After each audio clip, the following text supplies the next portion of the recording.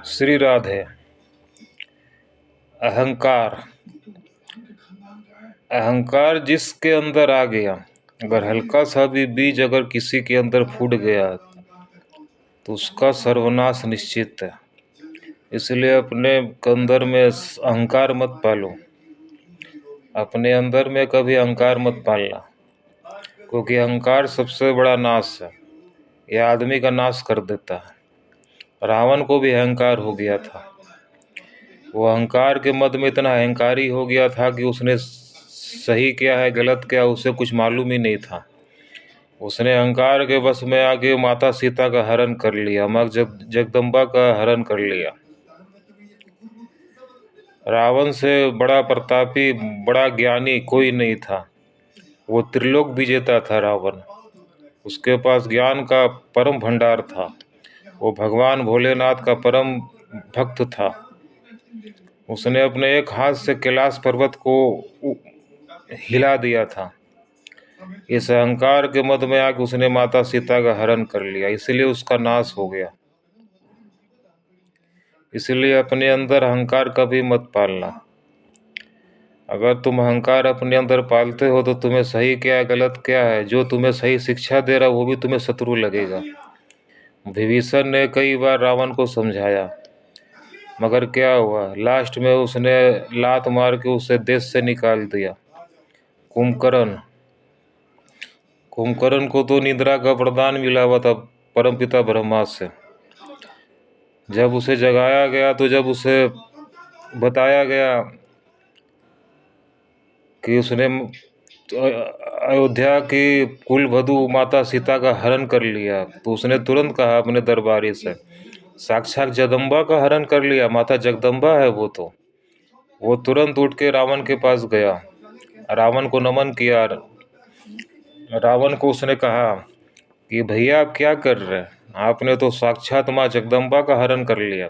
मगर रावण ने उसकी बात नहीं मानी। कुंभकर्ण ने बहुत बार कोशिश की कि भैया आप हमारी बात मान लो, ये साक्षात नारायण का अवतार है श्री राम, माता सीता माता लक्ष्मी का अवतार है। मगर रावण ने अहंकार में इतना अपने आप को अहंकारी बना दिया था कि उसे अपने भाई कुंभकर्ण और विभीषण की बात ही खराब लगी। बाद में उसने कुंभकर्ण से कहा कि जाओ तुम भी शत्रु के साथ जाके मिल जाओ, मैं अकेला ही उन लोगों के लिए काफ़ी हूँ। तब कुंभकर्ण ने कहा कि भैया ये आप क्या कर रहे हैं, मैं तो आपका छोटा भाई हूँ, मैं तो आपका दास हूँ, मैं आपको कभी भी छोड़ के नहीं जाऊँगा। मगर मैं आपको ये एक बात और आपको बोल देता हूँ, अगर मैं युद्ध भूमि में मारा गया तो आप समझ लेना कि ये साक्षात नारायण का अवतार है। वो हंसते हंसते श्री राम के पास गया और वीर गति को प्राप्त हो गया। इसके बाद भी रावण को बुद्धि नहीं आई। इसके बाद मेघनाथ ने श्री राम से युद्ध किया। लक्ष्मण जी के ऊपर उसने अपनी सारी शक्ति आजमा ली।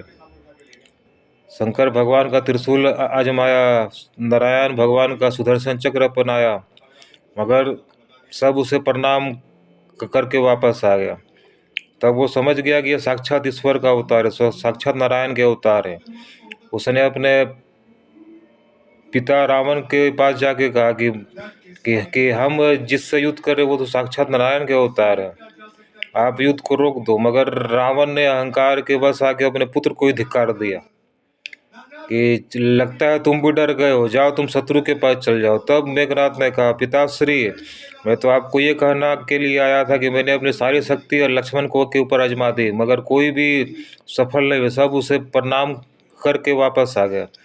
अगर रणभूमि में अगर मैं वापस नहीं आया तो आप ये समझ लेना कि ये भगवान के अवतार, ये नारायण के अवतार, आप उनकी शरण में चल जाना।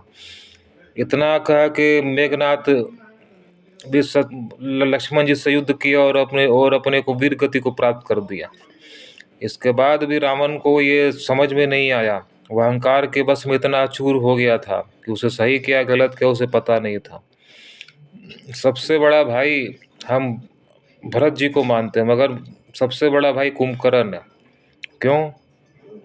वो इसलिए कि कुंभकर्ण को पता है कि मेरे सामने साक्षात मौत खड़ी, इसके बाद भी वो भाई के लिए अपने को कुर्बान कर दिया। मेघनाथ सबसे बड़ा पुत्र, मेघनाथ को पता है कि जिससे मैं युद्ध कर रहा हूँ वो भगवान के अवतार है, अगर मैं इससे युद्ध करूंगा तो मैं भी मारा जाऊंगा, मगर उसने हंसते हंसते अपने प्राणों का बलिदान दे दिया अपने पिता के लिए। इससे हमें यही शिक्षा मिलती है कि अहंकार के बस में नहीं आना। अहंकार किसी का नहीं होता, वो अहंकार में आके मनुष्य अपना ही सर्वनाश कर देता है। इसलिए अपने अंदर अगर अहंकार का अगर बीज भी फूटता है तो उस बीज को उठा के फेंक दो, क्योंकि अहंकार आदमी को जला देता, भस्म कर देता। राधे श्री राधे।